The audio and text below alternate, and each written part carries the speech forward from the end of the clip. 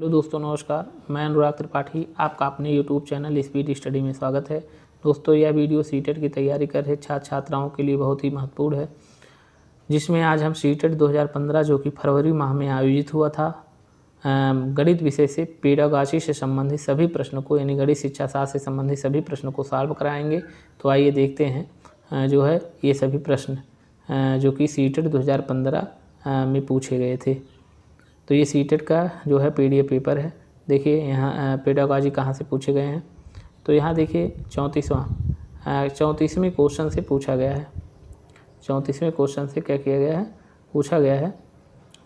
देखिए कह रहा है, निम्नलिखित में से कौन सा प्राथमिक स्तर पर गणित शिक्षण की पाठचर्या अपेक्षाओं के साथ मेल नहीं खाता है। ध्यान दीजिएगा, प्राथमिक स्तर पर बात किया है और गणित पाठचर्या की अपेक्षा के साथ मेल नहीं खाता है। पहला, वर्गीकृत आंकड़ों के निरूपण का विश्लेषण तथा निष्कर्ष निकालना। दूसरा, दैनिक जीवन की तार्किक प्रणाली तथा गणितीय सोच के बीच संयोजन का विकास। तीसरा, मानक परिकलन प्रणाली से संख्या संबंधी परिकृत संक्रियाओं को करने में भाषा और प्रतीक चिन्हों का विकास। तीसरा, भिन्न को पूर्ण के अंश के रूप में प्रदर्शित करना तथा सरल भिन्नों को व्यवस्थित करना। तो देखिए इसमें कह रहा है कौन सा मेल नहीं खाता है। तो ये देखिए दैनिक जीवन की तार्किक कार्य प्रणाली तथा गणितीय सोच के बीच संयोजन ये मेल खा रहा है। मानक परिकलन प्रणाली में संख्या संबंधी संक्रिया को करने में भाषा और प्रतीक चिन्ह का प्रयोग ये भी मेल खाएगा प्राथमिक स्तर पर। भिन्न को पूर्ण के अंश के रूप में प्रदर्शित करना तथा सरल भिन्नों को व्यवस्थित करना ये भी मेल खाएगा। तो पहला वाला ऑप्शन जो है यहीं पर, ये पहला वाला जो ऑप्शन है वो क्या है, यही सही नहीं है, यानी मेल नहीं खाता। इसका राइट आंसर पहला वाला होगा, वर्गीकृत आंकड़ों के निरूपण का विश्लेषण तथा निष्कर्ष निकालना। ये प्राथमिक स्तर पर गणित की शिक्षण की पाठचर्या अपेक्षाओं के साथ मेल नहीं खा रहा है। क्वेश्चन नंबर 35, गणित की शिक्षा का मुख्य उद्देश्य है विद्यार्थियों को गणित समझने में सहायता करना, उपयोगी क्षमताओं को विकसित करना, बच्चे की गणितीय प्रतिभाओं का विकास करना। चौथा, ज्यामिति के प्रमेयों और उनके प्रमाणों का स्वतंत्र रूप से क्या करना, सृजन करना। तो देखिए गणित शिक्षा का मुख्य जो ध्येय है वो बच्चे की गणितीय प्रतिभाओं का विकास करना है। यहाँ पर जो राइट आंसर होगा, बच्चों की गणितीय प्रतिभाओं का विकास करना। देखिए मुख्य की बात किया है, यहाँ पर विद्यार्थियों को गणित समझने में सहायता करना ये भी सही हो सकता, लेकिन बच्चों की गणितीय प्रतिभाओं का विकास करना मुख्य ध्येय है। क्वेश्चन नंबर 36 देखिए, प्राथमिक स्तर पर 10 ग्राम कामा बिंदु के खेल, प्रतिरूप इत्यादि का प्रयोग विद्यार्थी की सहायता करते हैं। पहला विकल्प स्थानिक समझ की योग्यता में वृद्धि के लिए। दूसरा है संख्याओं की तुलना का बोध विकसित करने में। तीसरा है परिकलन कौशल के संवर्धन में। चौथा है मूलभूत संक्रियाओं को समझने में। तो यहाँ पर आप जानेंगे कि प्राथमिक स्तर पर 10 ग्राम बिंदु के खेल, प्रतिरूप इत्यादि जो है विद्यार्थियों की स्थानिक समझ की योग्यता में वृद्धि के लिए सहायता करते हैं, सहायता करते हैं। तो यानी आप कह सकते हैं 36 का जो है पहला वाला ऑप्शन जो है सही है। क्वेश्चन नंबर 37, आकृतियों की इकाई से अध्यापक, यानी ये जो यूनिट है वो आकृति से रिलेटेड है, शेप से है। आकृतियों की इकाई से अध्यापक विद्यार्थियों से आकृतियों के उपयोग की सहायता से किसी भी चित्र की रचना करने के लिए कहता है। निम्नलिखित इस क्रियाकलाप से निम्नलिखित में से कौन सा उद्देश्य प्राप्त किया जा सकता है? ज्ञान, समझ, बोध, रचना सृजन और अनुप्रयोग। तो यहाँ पर राइट आंसर जो होगा वो होगा रचना सृजन का। क्या होगा यहाँ पर राइट आंसर? रचना सृजन किया जा सकता है, यानी कह सकते हैं आकृतियों के उपयोग की सहायता से चित्र बनाना रचना सृजन कहलाता है। क्वेश्चन नंबर 38 देखिए, कक्षा 4 का छात्र अर्जुन संख्या प्रणाली से संबंधित सभी प्रश्न का उत्तर मौखिक रूप से दे सकता है। अर्जुन संख्या प्रणाली से संबंधित सभी प्रश्नों का उत्तर मौखिक रूप से दे सकता है। परंतु संख्या प्रणाली पर आधारित समस्याओं को हल लिखने में गलतियां करता है। लिखने में उसकी त्रुटियों को सुधारने के लिए सबसे अच्छी उपचारात्मक तकनीक है। सबसे अच्छी उपचारात्मक तकनीक है। पहला, वास्तविक जीवन के अनुभवों को गणितीय संकल्पनाओं के साथ संबंधित करना। दूसरा, उसको एक कार्यपत्रक देना जिसमें समस्याएं आंशिक रूप से हल की गई हों और उसे खाली स्थान भरने हों। संख्या प्रणाली की समस्याएं हल करने के लिए एक से अधिक तरीके सिखाना। संख्या प्रणाली की समस्याएं हल करने के लिए एक से अधिक तरीके सिखाना। उसे 10 अभ्यास परीक्षाएं देना। तो यहाँ पर कह रहा है लिखने में उसकी त्रुटियों को सुधारने के लिए सबसे अच्छी उपचारात्मक तकनीक की बात किया गया है। तो उसको एक कह सकते हैं कार्यपत्रक देना, यानी उसको एक कार्यपत्रक देना जिसमें समस्याएं आंशिक रूप से हल की गई हों, आंशिक रूप से हल किया गया हो, और उसे खाली स्थान भरने के लिए कहना। तो ये जो है राइट आंसर है होगा। इसका क्या होगा? दूसरा वाला इसका क्या हो जाएगा? राइट आंसर होगा। तो ये देखिए यहाँ पर जो है इसका जो है दूसरा वाला ऑप्शन ही सही होगा। अगला क्वेश्चन नंबर जो पेडागोजी से संबंधित हूँ उस क्वेश्चन को हम देखते हैं। क्वेश्चन नंबर 41 संबंधित है। राष्ट्रीय पाठचर्या रूपरेखा 2005 के अनुसार, राष्ट्रीय पाठचर्या रूपरेखा 2005 के अनुसार विद्यालयों में गणित शिक्षण का संकीर्ण उद्देश्य है। गणित शिक्षण का संकीर्ण उद्देश्य पूछ रहा है। तो देखिए, पहला है व्याख्यात्मक कौशलों का विकास, संख्यात्मक कौशलों का विकास। दूसरा, बीजगणित पढ़ाना। तीसरा है परिकलन व मापन पढ़ना। चौथा है रैखिक बीजगणित से संबंधित दैनिक जीवन की समस्याओं की शिक्षा। दैनिक जीवन की समस्याओं की क्या है? शिक्षा है। तो यहाँ पर जो राइट आंसर है NCF 2005 जो दिया है, विद्यालयों में गणित शिक्षण का जो संकीर्ण उद्देश्य होता है संख्यात्मक कौशलों का विकास करना। क्या होता है? संख्यात्मक कौशलों का विकास करना। अगला है 43।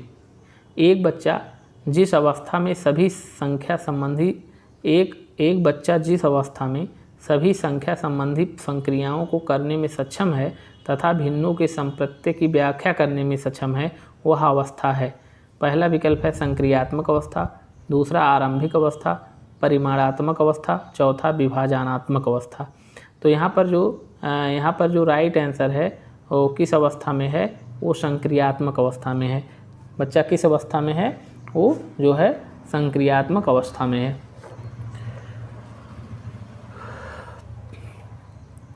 Question number 44। Question number 44। एक अध्यापिका अपनी कक्षा में गुणा को बार बार किए जाने वाले जोड़ के रूप में बता रही है। उसके बाद जैसे एक अध्यापिका अपनी कक्षा में गुणा को बार बार किए जाने वाले जोड़ के रूप में बता रही है, उसके बाद समान संख्या की वस्तुओं का समूहन कर गुणा के रूप में बताती है, तत्पश्चात चिन्ह गुणा से परिचित कराती है तथा अंत में गुणनफल पता करने के लिए आड़ी तिरछी रेखाओं तथा माचिस की तीलियों की सहायता से एक छोटा क्रियाकलाप कराती है। यहाँ अध्यापिका कर रही है। कक्षा को आनंददायी बनाने के लिए तरह तरह के प्रस्तुतिकरण पहला विकल्प है। दूसरा विकल्प है मूर्त से अमूर्त संप्रत्यय की ओर के रूप में एक पाठ का विकास। तीसरा है विभिन्न अधिगम शैलियों वाले शिक्षार्थियों का ध्यान रखना। चौथा है गणित में कम सफल बच्चों के लिए उपचारात्मक युक्तियाँ प्रदान करना, कम सफल बच्चों के लिए। तो यहाँ पर देखिए इसका जो राइट आंसर होगा वो मूर्त से अमूर्त संक्रियात्मक की ओर संक्रिया यानी मूर्त से अमूर्त संप्रत्यय की ओर के रूप में एक पाठ का विकास होगा। तो यहाँ पर इसका जो राइट आंसर होगा वो जो है दूसरा वाला होगा, यानी मतलब मूर्त से अमूर्त संप्रत्यय की प्रक्रिया का क्या कर रही है? वो विकास कर रही है। Question number 45। आकांक्षा गणित की अच्छी अध्यापिका बनना चाहती है। गणित की अच्छी अध्यापिका के लिए आवश्यक है कि उसके पास, देखिए यहाँ पर जो है इसका विकल्प जो है कट गया है। गणित की अच्छी अध्यापका के लिए आवश्यक है कि उसके जो है पास।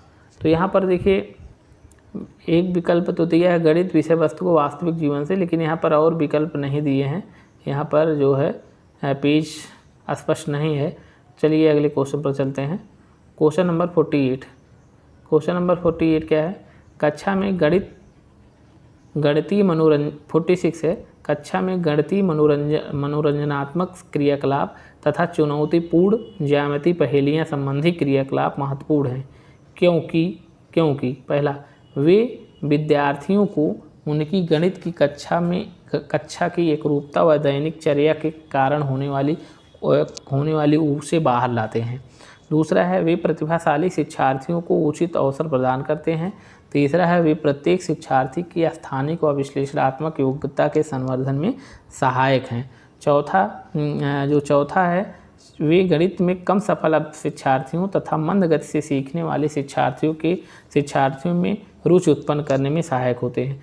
तो यहाँ पर देखिए जो है राइट आंसर है कि कक्षा में गणितीय मनोरंजनात्मक क्रियाकलाप तथा चुनौतीपूर्ण ज्यामिति पहेलियाँ संबंधी क्रियाकलाप महत्वपूर्ण हैं।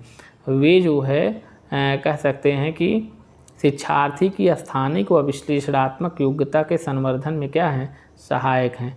यहाँ पर ये तीसरा वाला ऑप्शन सही होगा। देखिए ये जो है यहाँ पर ये राइट आंसर होगा। वे शिक्षार्थी की जो है स्थानिक विश्लेषण व योग्यता के संवर्धन में सहायक हैं। यही तीसरा वाला आंसर रहेगा। Question number 47। क्वेश्चन नंबर 47 देखिए है, वैदिक गणित आजकल विशेष रूप से प्राथमिक विद्यालयों के बच्चों में बहुत लोकप्रिय होता जा रहा है। इसका प्रयोग निम्नलिखित में से किसके विकास संवर्धन में होता है? पहला है, विद्यार्थियों के गणित में समस्या समाधान कौशल। दूसरा है, विद्यार्थियों की गणित में एकाग्रता। तीसरा है, गणित में गणना के कौशल तथा गति। चौथा है, विद्यार्थियों की गणित में परिकलन प्रक्रिया की समझ। तो यहाँ पर देखिए वैदिक गणित की बात हुआ है। आजकल विशेष रूप से प्राथमिक विद्यालयों के बच्चों में बहुत ही लोकप्रिय होता जा रहा है। इसका प्रयोग किसके विकास संवर्धन में होता है? गणित में गणना के कौशल तथा गति के विकास व संवर्धन में होता है। ये राइट आंसर होगा इसका। अब क्वेश्चन नंबर 48 देखते हैं। क्वेश्चन नंबर 48 क्या है? प्राथमिक अवस्था में गणित में रचनात्मक मूल्यांकन में अंतर्निहित है। प्राथमिक अवस्था में गणित में रचनात्मक मूल्यांकन में अंतर्निहित है। पहला है, सामान्य त्रुटियों को पहचानना। दूसरा है, क्रिया प्रणाली के ज्ञान और विश्लेषणात्मक प्रतिभाओं की परीक्षा। तीसरा है, विद्यार्थियों की ग्रेड श्रेणी और रैंक यानी स्थिति। चौथा है, अधिगम में असंगति और शिक्षण में कमियों को पहचानना। देखिए यही है, प्राथमिक अवस्था में गणित में रचनात्मक मूल्यांकन की बात किया है में देखिए क्या अंतर्निहित होता है? अधिगम में असंगति और शिक्षण में कमियों को पहचानना। तो ये जो है इसका राइट आंसर होगा। अब देखिए क्वेश्चन नंबर 49। देखिए क्वेश्चन नंबर 49 क्या है? एक शिक्षक गणित के संप्रत्ययों को सिखाते हुए खोजपरक उपागम का उपयोग करती है। एक शिक्षक गणित के संप्रत्ययों को सिखाते हुए खोजपरक उपागम का उपयोग करती है, विद्यार्थियों की व्यवहारिक क्षमताओं का उपयोग करती है, उन्हें चर्चा में शामिल करती है। वह इस युक्ति का प्रयोग किस लिए करती है? विद्यार्थियों में व्यवहारिक क्षमताओं के विकास के लिए, एक निश्चित प्रकार की सोच व तार्किकता विकसित करने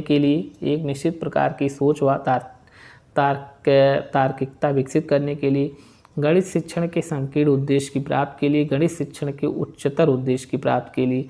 तो यहाँ पर देखिए जो राइट आंसर होगा, एक निश्चित प्रकार की सोच व तार्किकता विकसित करने के लिए। तो यहाँ पर इसका जो राइट आंसर होगा यही होगा।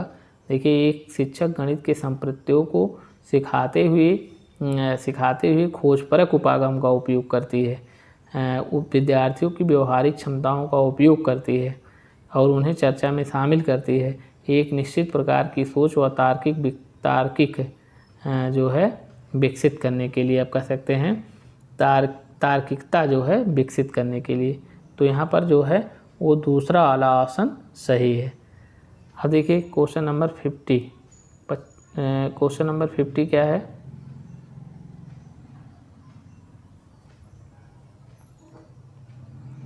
देखिए यहाँ पर क्वेश्चन जो है 50 जो है हम लोग देखते हैं कहाँ पर है। ऊपर चला गया था क्वेश्चन। देखिए यहाँ पर है 50। एक शिक्षिका कक्षा 5 की शैलजा से एक आकृति की परिमाप के बारे में पूछती है। वह शैलजा से उसके हल को अपने शब्दों में बताने को भी कहती है। शैलजा समस्या का सही हल करने में सक्षम थी, परंतु उसकी व्याख्या करने में सक्षम नहीं थी। यह शैलजा की निम्न विशेषता प्रदर्शित करता है। पहला है परिमाप के संप्रत्यय की कम समझ परंतु अच्छी मौखिक योग्यता। यह शैलजा की निम्न विशेषता प्रदर्शित करता है। परिमाप के संप्रत्यय की कम समझ तथा परंतु अच्छी मौखिक योग्यता। दूसरा निम्न स्तरीय भाषा प्रवीणता और निम्न स्तरीय गणितीय प्रवीणता। तीसरा जो है निम्न स्तरीय भाषा प्रवीणता और उच्च स्तरीय गणितीय प्रवीणता। चौथा है कम आत्मविश्वास स्तर तथा कम गणितीय कौशल। यहाँ ध्यान दीजिए, ये कह रहा है एक आकृति के परिमाप वह शैलजा से उसके हल को अपने शब्दों में बताने के लिए कहती। शैलजा समस्या का सही हल करने में सक्षम थी, परंतु उसकी व्याख्या करने में सक्षम नहीं थी। यह शैलजा की निम्न स्तरीय भाषा प्रवीणता और उच्च स्तरीय गणितीय प्रवीणता को प्रदर्शित करता है। तो यहाँ पर राइट जो आंसर होगा वो निम्न स्तरीय भाषा प्रवीणता और उच्च स्तरीय जो है उच्च स्तरीय गणितीय प्रवीणता को क्या कर रहा है, प्रदर्शित कर रहा है। अगला क्वेश्चन है क्वेश्चन नंबर 51। गणित की पाठ्य पुस्तक में विभिन्न प्रकरणों में खंड अभ्यास समय खंड। देखिए गणित की पाठ्यपुस्तक में विभिन्न प्रकरणों में खंड अभ्यास समय को समावेशित करने का उद्देश्य है।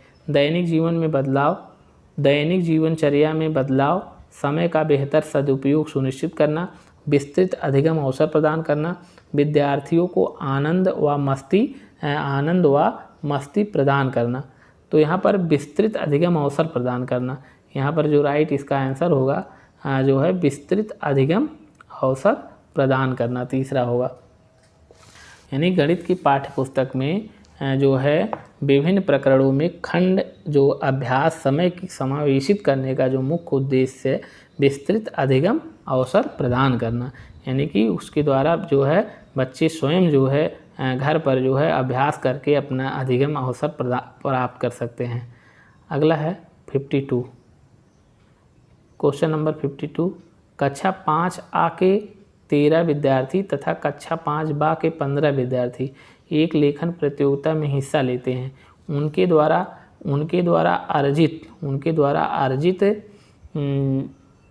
अंक इस प्रकार है। कक्षा 5A 14, 6, 15, 12, 11, 11, 7, 9, 17, 13, 3, 10, 18।